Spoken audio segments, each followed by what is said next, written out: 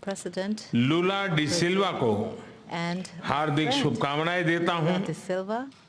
और मैं उनको And now I प्रेसिडेंसी का गेवल सौंपता हूं।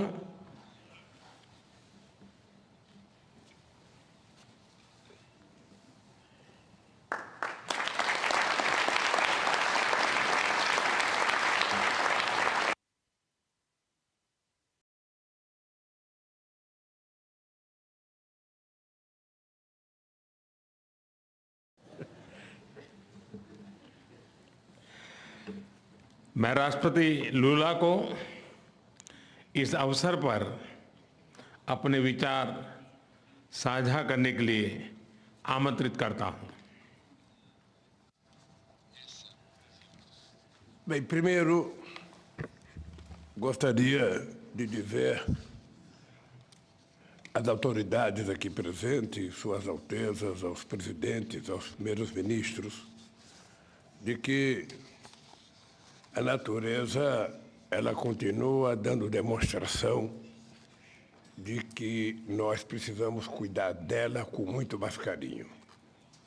Essa semana, this week, 3 days ago, in Brazil, a cyclone in the state of Rio Grande do Sul. We had never had a cyclone there, but the cyclone killed 46 people. And we have almost 50 people missing. And this draws our attention because phenomena such as these have been taking place in all different locations on our planet. Well, first I would like to congratulate Prime Minister Narendra Modi for the efficient leading of the Indian presidency of the G20 and for the excellent work done in preparing this summit, and also with all the care that he and they gave us in these days that we spent with you. I thank India for its efforts to give voice, for giving voice to the topics of interest to emerging economies. So I would also like to give my salute to our friend, the representative of the African Union, who is a member of G20. Como uma das principais instâncias de governança global na esteira de uma crise que abalou a economia mundial. Nossa atuação conjunta nos permitiu enfrentar os momentos mais críticos, mas foi insuficiente para corrigir. And this was not sufficient to correct the structural defects of neoliberalism. The global financial architecture has changed little, and the foundations of a new economic governance have not been laid. New emergencies emerged. Challenges have accumulated and worsened.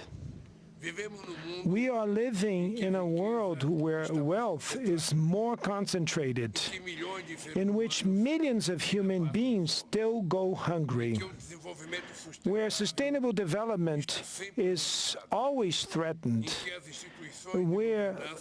in which governance institutions still reflect the reality of the middle of the last century. We will only be able to face all these problems if we address the issue of inequality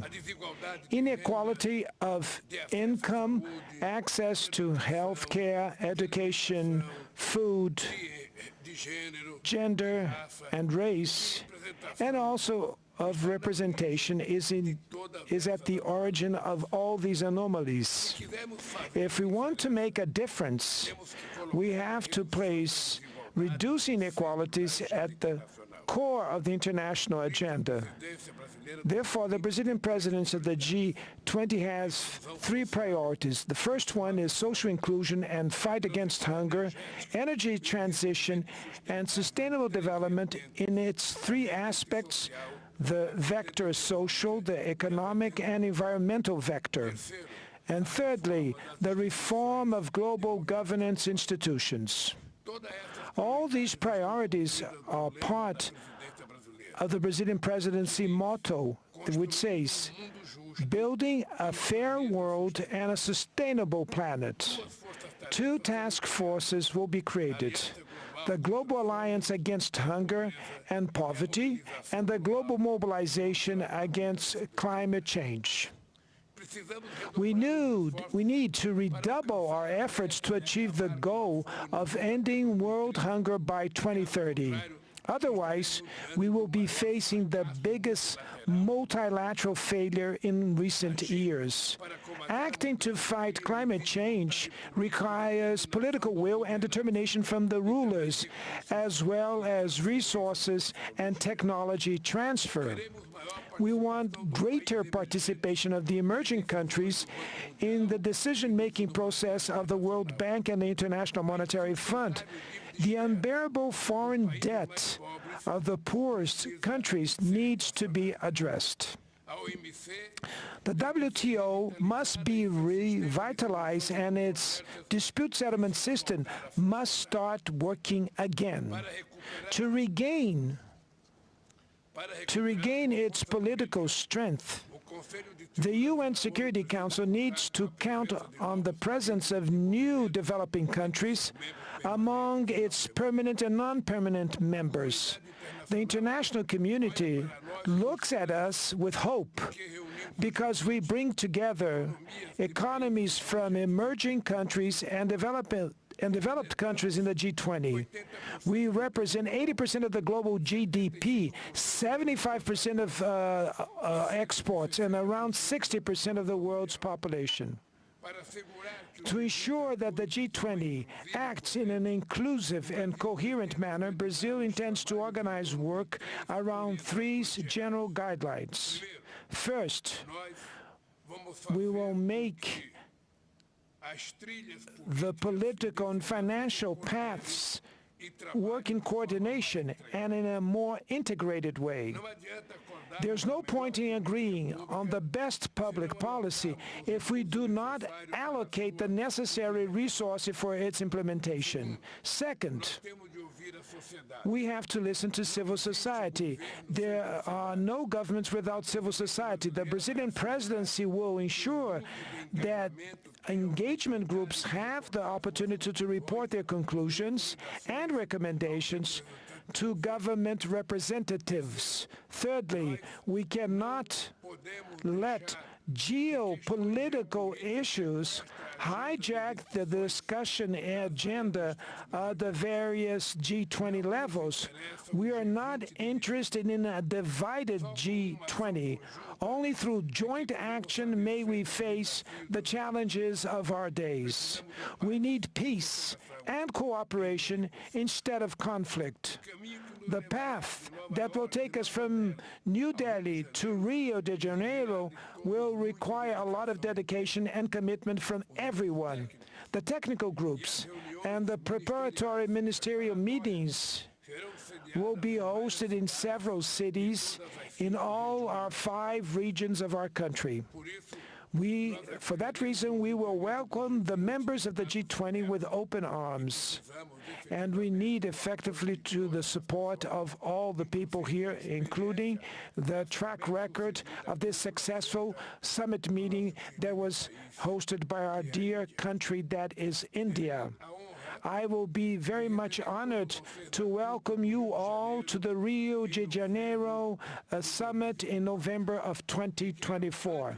And before I hand the hammer here, I would like to thank very much to Prime Minister Modi and to thank to the Indian people for the competence that they had for organizing this event. And I would like to say, Prime Minister Modi, that I personally am very much touched emotionally when I want to pay a homage to our dear Gandhi, that we paid a homage today.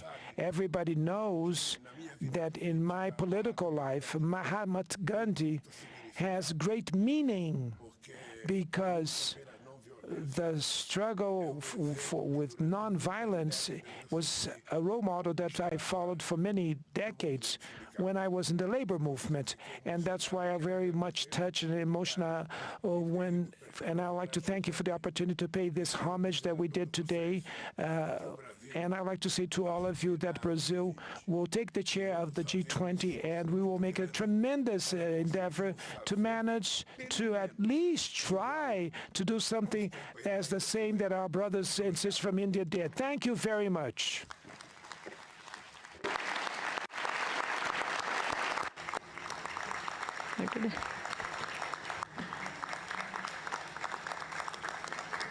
Your Highnesses, Excellencies, जैसा आप सब जानते हैं, भारत के पास नवंबर तक G20 presidency की भी जिम्मेदारी है।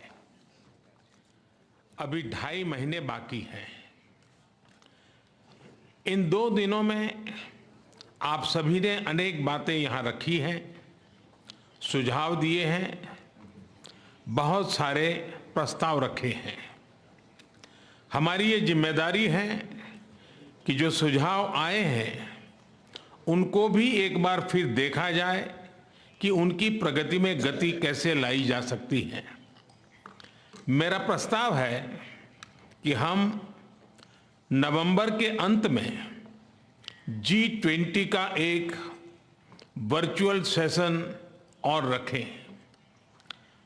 उस सेशन में हम इस समिट के दौरान तय विषयों की समीक्षा कर सकते हैं।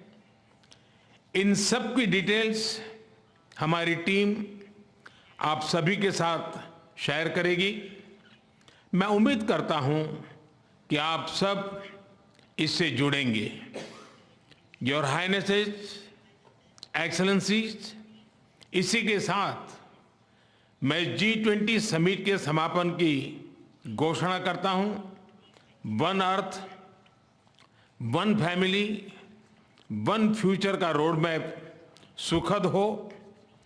स्वस्ति अस्तु विश्वस्य, यानी संपूर्ण विश्व में आशा और शांति का संचार हो।